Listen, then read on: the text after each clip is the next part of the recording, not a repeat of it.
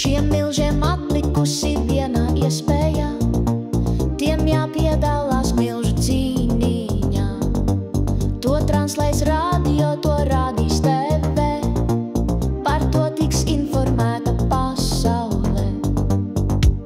Kas uzvarēs šai milžu cīniņā, tu uzaicinās piedalīties banketā, tam visi aplaudēs un visi sauks. To redzot visi priecāsies un sauks. Milžu cīņā,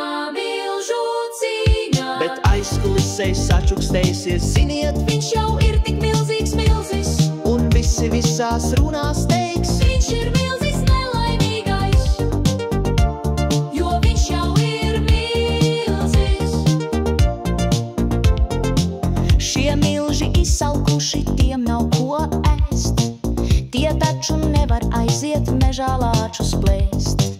Tiem intelektuālas potences, tie nepavisam nav no provinces.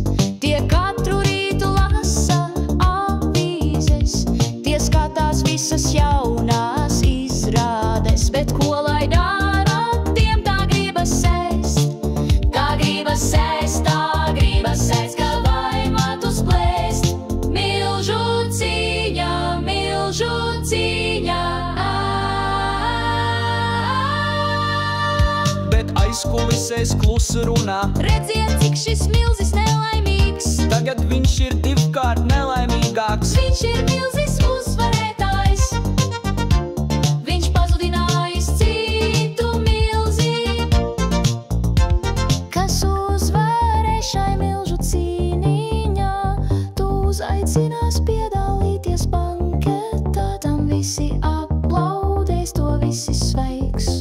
To redzot visi priecāsies, bet viens jau teiks, Viņš ir izgājis no modes, bet aizkulisēs sačukstēsies, redziet, cik šis milzis nelaimīgs, un visi runās. par savu